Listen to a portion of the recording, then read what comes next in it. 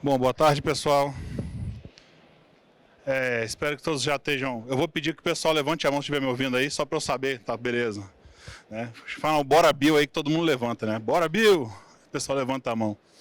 Mas bom, falar um pouquinho para vocês aí, até contando da experiência que eu tive ali, né? Falando um pouquinho dos frameworks de segurança. Quando a gente fala da constituição de um time de segurança, tá? Eu acho que o pessoal está colocando na minha palestra aqui ainda, mas isso surgiu ali um tempo atrás, quando eu comecei a tratar, né, e comecei a ser um gerente de segurança e pensar um pouco na formação.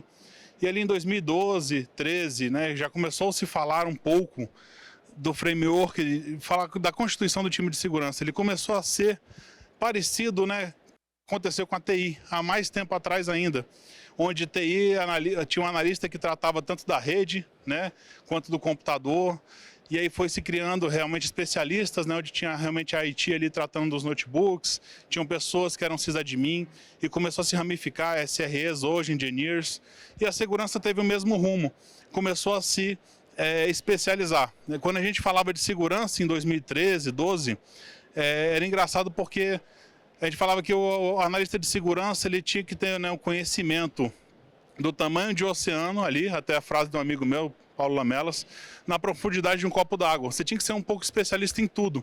Isso era engraçado, né? E era assim realmente. E hoje não, hoje você tem especialistas em cada área. E já em 2012 começou a falar como é que eu vou ter ali um Red Team, né? Começou a falar de Blue Team já nessa época. E eu queria entrar um pouco nesse assunto, ver como é que foi a experiência na criação desse framework.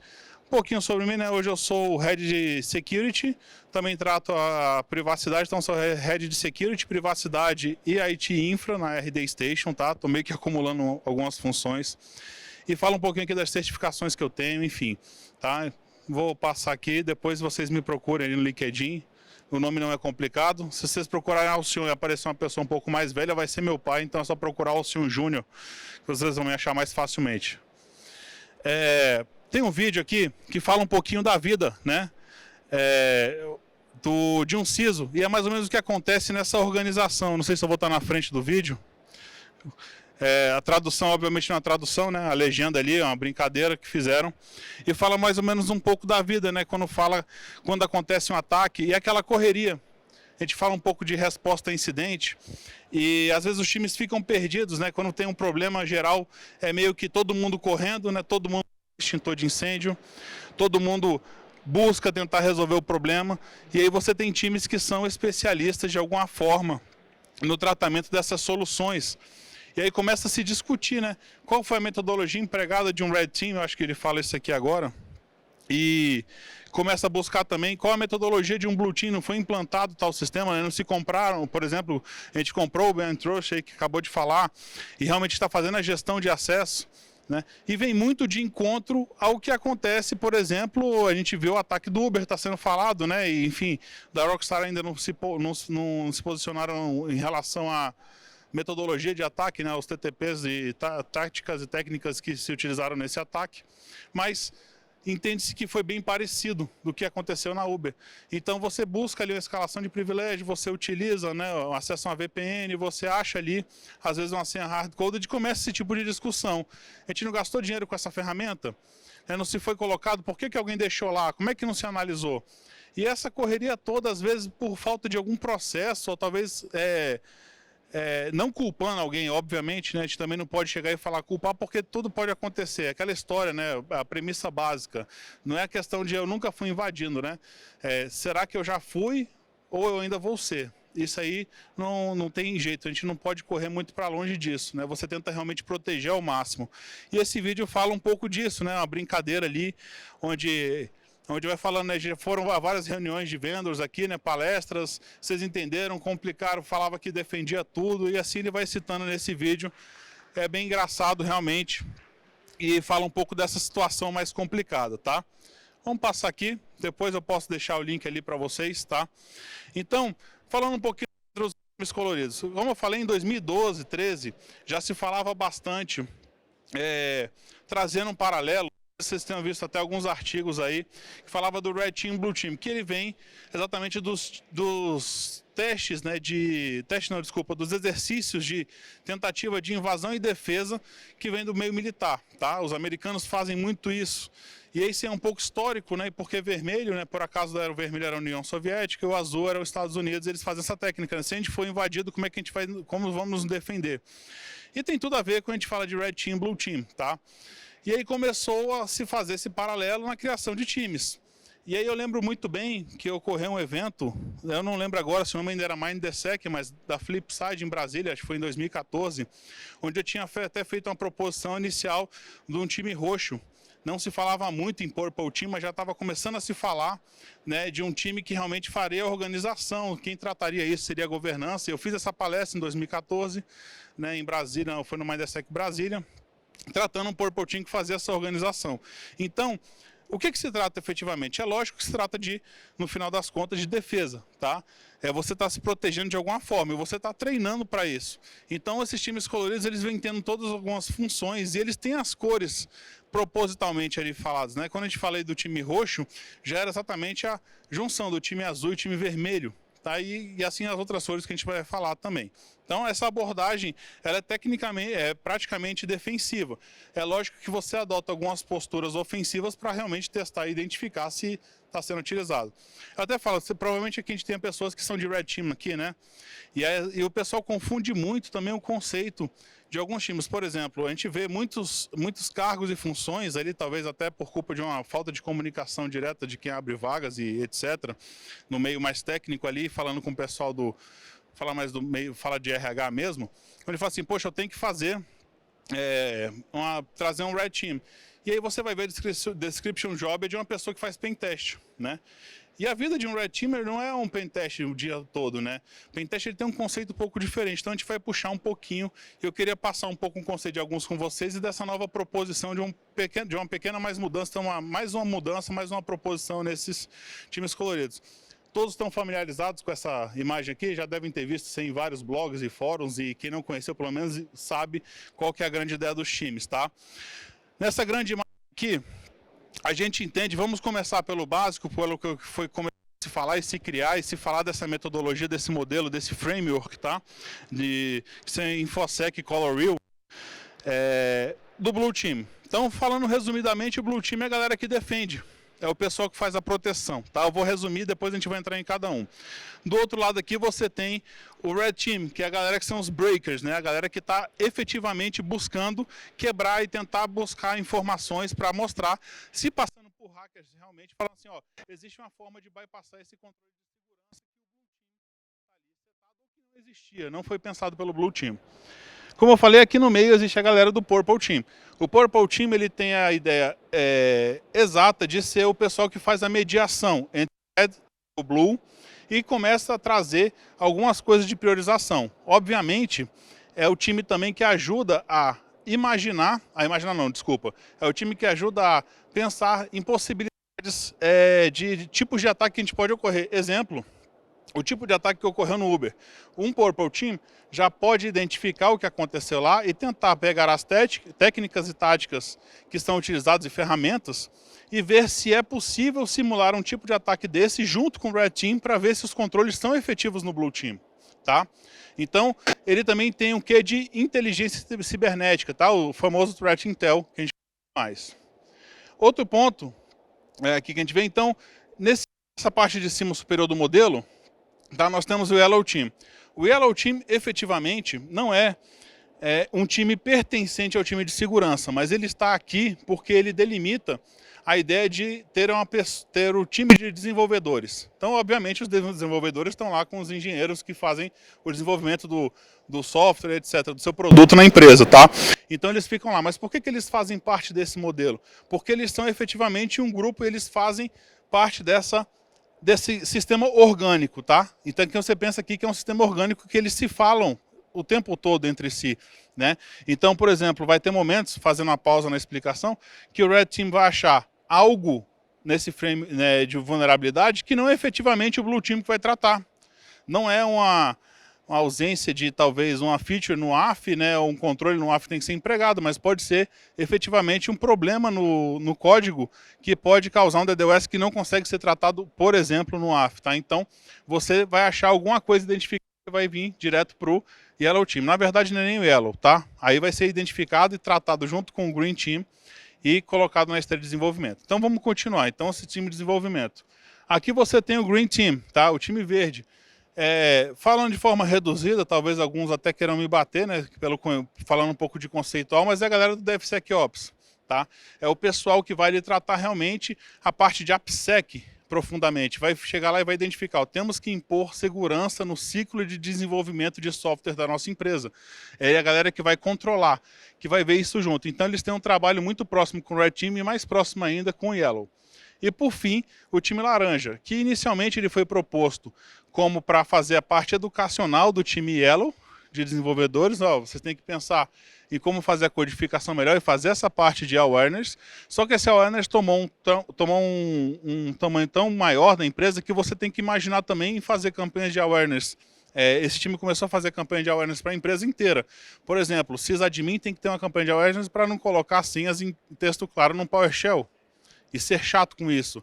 Você tem que falar para um time executivo não clicar e aceitar, por exemplo, uma ligação de um banco, como foi mostrado pelo Bordini aqui mais cedo, há 2 palestras atrás, para não aceitar uma ligação e passar os dados bancários, como phishing, né? Ou smishing. E por aí vai. Você tem um time de conscientização das IAs, secretárias executivas, do time de contabilidade financeiro para não pagar qualquer boleto que chega por e-mail. E você faz essa conscientização direcionada para cada nicho que você tem dentro da empresa, tá? Então ele toma realmente uma postura maior. Aí você vai falar assim para mim, pô, senhor, tem um time aqui no meio, né? Que é o time, deveria funcionar o laser, mas é o time. E esse time branco ele tem uma função de quê exatamente? É a galera do compliance. Tá? O pessoal que vai tratar de ISO 27001, se for necessário de RIPA, se for necessário de PCI DSS, vai depender realmente do que você tem necessidade de compliance na sua empresa. E não só isso, eles têm uma função muito importante com governança. Então esse é um modelo tecnicamente proposto, com algumas coisas que eu já comentei a mais, talvez que vale a pena colocar, que a gente tem aqui nesse framework. Tá? Então, puxando um pouquinho aqui mais na explicação, o time azul. Então o time azul vai atuar realmente com defensor, tá? Ele vai vir aqui, sair da frente, né? Então vai notar que existe realmente uma linha tênue entre a equipe de operações de segurança e a equipe azul. O pessoal esquece isso. O pessoal acha que o time azul é o SecOps. E não é. Mas por muitas vezes o time azul faz a parte de operações, tá? O time azul realmente é o pessoal que vai tratar com talvez um pouco mais, não significa que o outro time não tem inteligência, tá? Mas eu digo com inteligência na tratativa para verificar problemas, distúrbios ou qualquer atividade suspeita que aconteça para realmente trazer isso aí. Então isso é mais um ponto que se deixa para trás quando se fala disso aqui. Então realmente buscam a prevenção de incidentes e não somente criação de regras em um AF, etc. Tá? Eles podem fazer isso também, ou podem tratar isso com SecOps, mas a ideia é você tratar com inteligência e uma visão mais abrangente dentro do time azul. O time vermelho, como eu falei, não são pentesters, tá?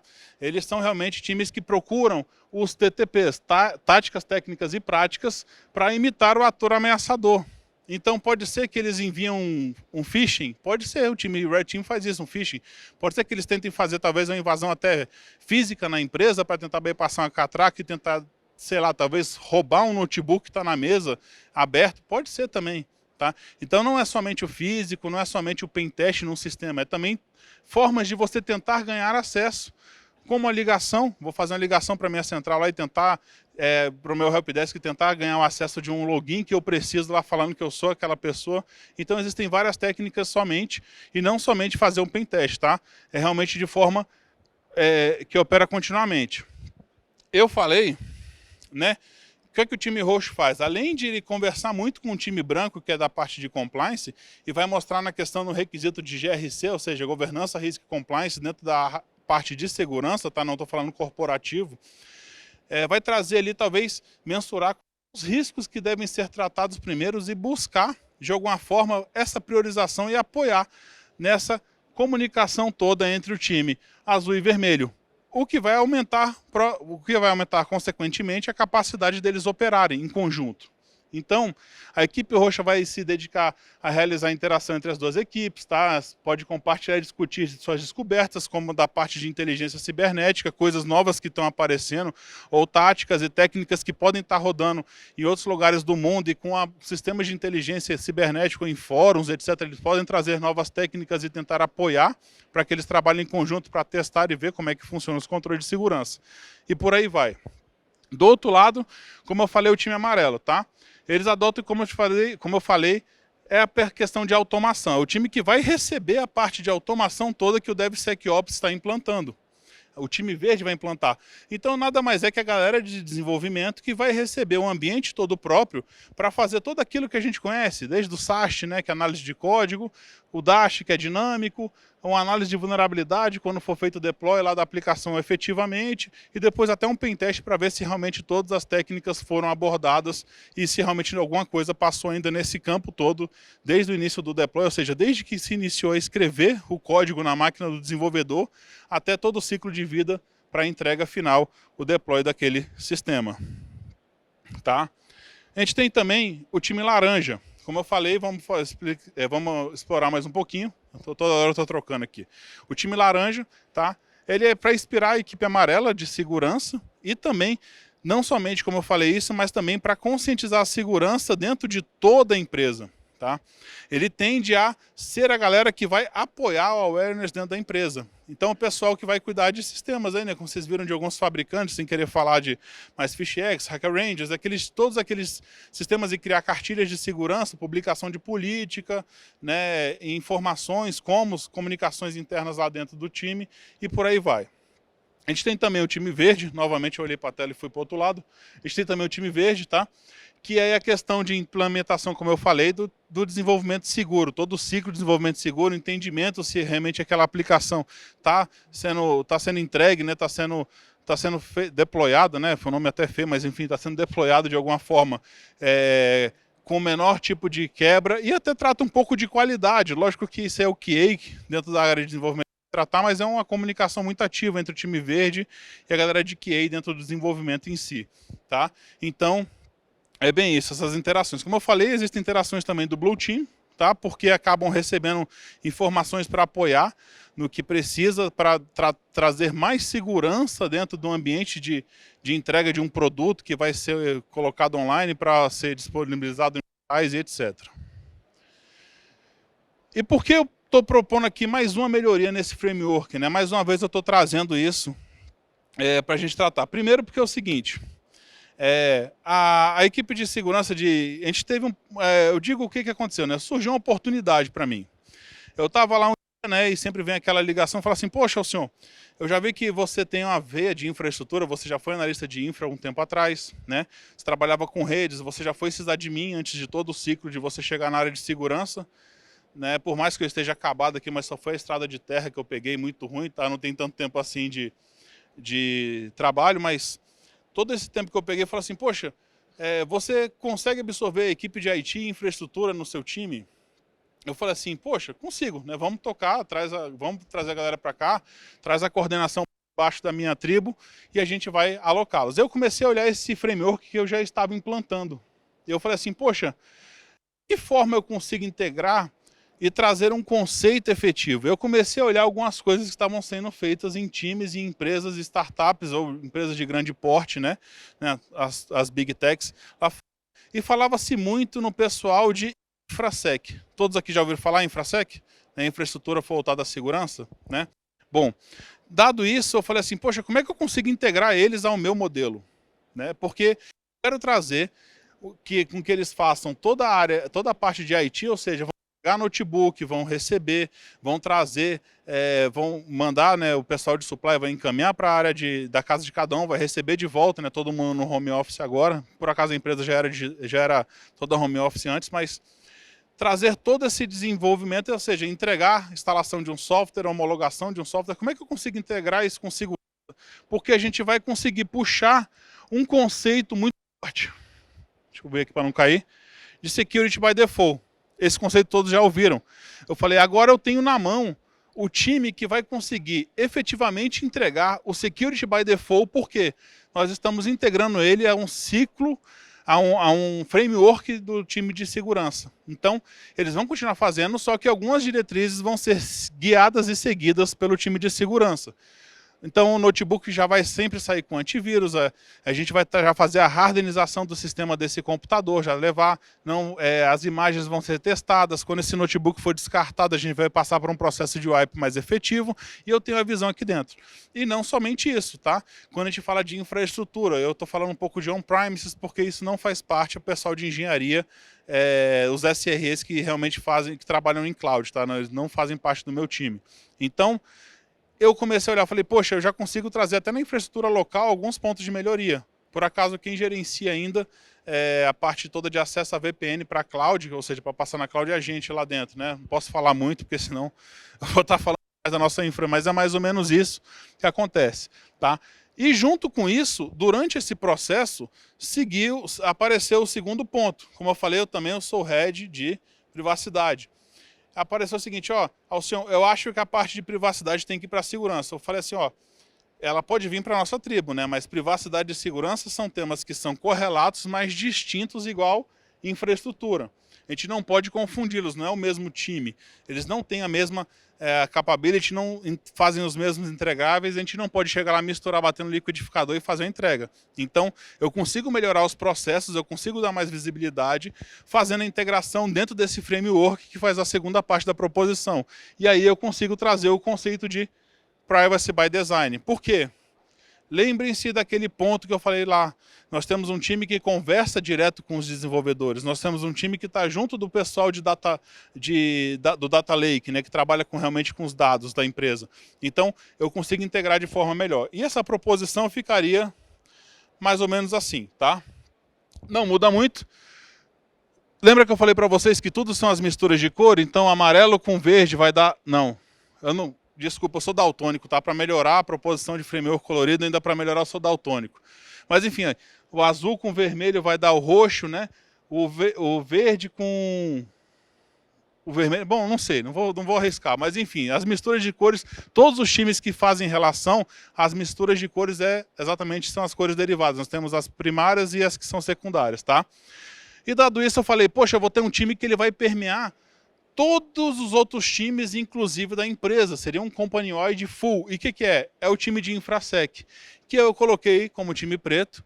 Aí começou a discussão, né? O pessoal falou, pô, mas tu é daltônico, né? A junção das cores dá branco. Sim, mas quando é tinta misturado, fica preto, né? Quando é luz misturado, fica branco. Então, as cores, eu fiz a proposição do Black Team, que ele vai fazer a mesma coisa. O time preto vai entregar da mesma forma, né? Em garantindo que a rede vai estar com a sua infraestrutura, com vários controles de segurança, porque nós temos um framework que ele vai fazer parte do conjunto, e por isso que eu fiz o círculo todo ao redor. Vai a entrega de servidores, a questão de hardware, enfim, dispositivos, devices, e, enfim, todos os ativos informacionais que aquele time controla, gerencia. E, por fim, como a gente fala de privacidade, lógico, no mesmo momento a gente lembra da LGPD, a Lei Geral de Proteção de Dados, que é uma legislação que a gente fala de conformidade e fez muito sentido trazer o privacy aqui para dentro. Entrou-se numa discussão, onde eu mesmo coloquei, falei, não faz sentido uma DPO estar aqui dentro do meu time. DPO ela tem que responder a um CEO, né? E aí eu comecei a analisar qual que é a função da DPO e qual que é a função de todo o time de privacidade. E eu olhando e fui pensar em fazer alguns benchmarks e veio na minha cabeça, né, quando eu pensei em fazer os benchmarks. Nada mais é que um DPO, no nosso caso, é uma advogada. Faz muito sentido fazer a divisão entre privacidade operacional e privacidade legal, ou seja, legal privacy e privacy ops. E a gente fez essa divisão. Privacy ops veio todo aqui para dentro do time de governança, onde vai fazer a integração com os outros times, né? Aí já não dava mais cor, né? Para mim já venceu por cor, eu falei, acho que não vale a pena criar mais uma cor e ficar colorindo demais. Colocar aqui privacidade operacional e deixar a DPO dentro da área de legal, aí, enfim, aí vai depender de cada empresa, né? Eu vou ficar ligada direto ao CEO e por aí vai. Então, esse aqui seria o modelo proposto, efetivamente, trazer todo esse framework aqui para dentro, tá? Eu tive algumas melhorias, né, e realmente adiantou muito acontecer isso. Qual foi o primeiro ponto? Falando um pouco de privacidade. Realmente eu tinha um time, acho que está no próximo slide até, peraí. Bom, tá aqui, né? Então, inicialmente eu tinha um time, do outro lado, que supervisionava, monitorava todo o progresso e a governança da área. E, logicamente, a conformidade do meu time em relação a 27001, CIS e os frameworks de segurança para falar qual a maturidade que eu tenho na minha empresa no que tange segurança. E aqui, no caso, a LGPD, tá? Então, realmente, seria o responsável para pegar o que tem na legislação e anuência com a DPO e falar assim, ó, nós vamos colocar na política e vamos implementar. Um ponto importante, o que realmente a DPO na parte de legal faz? Ela vai ser responsável pela comunicação oficial fora da empresa, ela vai ser responsável pela comunicação direta com a Agência Nacional de Proteção de Dados, tá? Ela vai ser a pessoa que vai ser responsável por homologar respostas ou novas políticas que vão ser criadas por essa pessoal de privacidade operacional, tá? De operações. E aqui temos o time preto, que seria o quê? Diante de toda essa realidade de importância dos profissionais, a gente consegue incorporar as atividades do dia a dia, implantando e trazendo e buscando a questão da segurança dentro de tudo isso. Então, como eu falei para vocês, trazer rede com segurança, trazer realmente os dispositivos que vão ser entregues para os clientes com segurança, melhorar a questão do single sign-on, falar de gestão de identidade de uma forma mais orgânica e, pasmem, tá? Fazendo essa junção, a gente descobriu efetivamente que a questão de gestão de identidade, ela movimenta muito o nível de maturidade, não só dentro de um CIS ou de uma ISO, quando você olha, mas dentro de modelos como, por exemplo, a NF ou a 27701, que tange privacidade. Isso é um ponto fundamental para você mover privacidade e melhorar a entrega quando a gente fala de de maturidade da empresa. Vai facilitar, porque você sabe quem está acessando os sistemas, quem está jogando, você vai ter rastreabilidade, auditoria e por aí vai. Então, gestão de identidade é um valor muito alto, porque ele consegue me entregar muito mais maturidade do que se eu efetivamente fosse pensar somente, não, vamos realmente trazer o CIEM para cá, vamos melhorar, vamos implantar um AF, ou por aí vai, vários outros dispositivos, projetos ou controles operacionais que eu tenho ali dentro do meu time, tá? Meio que encerrando para ver se a gente ainda consegue ter tempo para pergunta. Então, por que eu queria implantar isso? Simplesmente porque o Alcione está falando. Ou que não, tá? Porque no meu caso deu muito certo, casou no lugar que eu estava, tá? Casou com minha estrutura, casou dentro da minha empresa, no caso falar RD Station. Ela veio com 2 projetos que eu consegui encaixar e fazer a melhoria, porque é o dia a dia de hoje, você tem ali privacidade que fica um pouco deslocada, eu trouxe a parte de Privacy Ops para dentro, eu tinha um time de IT Infra, que ele ainda executa muitas funções dentro da empresa que às vezes fica de lado, e você trouxe para dentro de um modelo que ele se interliga e traz ali dentro de segurança. Então não sei nem se essa área talvez pudesse se chamar segurança, né? Eu até brinco, eu falo assim a gente tem a parte de InfoSec, né? Tem uma parte de InfraSec e tem uma parte de Privacy Ops, né? Então meio que eu não achei uma identidade, talvez nem um nome para essa mistura maluca que eu tô falando aqui, tá? Mas que está dando muito certo, a gente está entregando muito valor e está conseguindo destravar várias coisas para entregar para a empresa, inclusive acelerando o avanço no nível de maturidade, acelerando de privacidade e de segurança e realmente melhorando os processos internos para os nossos usuários ali, né, quando fala de gestão de identidade, né, integração, single sign-on e etc. Tá? Por que eu falo dessa eficácia, tá? É a visão muito clara que cada time é responsável, mostram eles são orgânicos, cada um tem sua função muito bem definida, tá? Não é simplesmente eu chegar, não, vamos colocar o time financeiro aqui junto, não faz sentido, ele não se integra de alguma forma ali, tá? Mas esses times de alguma forma se integram. Então se tornou uma estrutura extremamente orgânica e o time começou a trabalhar muito em conjunto, talvez trazendo para dentro de uma tribo só e coordenações ali independentes, eu trouxe uma agilidade no processo de entrega dentro disso tudo. Bom, eu queria deixar aqui o meu obrigado e abrir para as perguntas que talvez vocês tenham. Talvez eu tenha falado um pouco mais rápido aí, mas peço desculpa, né? Meu @alcijones aqui, vocês acham em qualquer rede social, que é o meu nick, meu nome, né, apelido. E esse aqui é o meu link no LinkedIn, quem quiser se conectar. Eu agradeço e depois, né, vai aparecer o QR Code ali também. Eu peço que vocês votem na palestra aí, votem em mim, nem que seja por dó, né? Aí o palestrante, mas brincadeira à parte, obrigado e vou abrir para perguntas. Valeu, pessoal.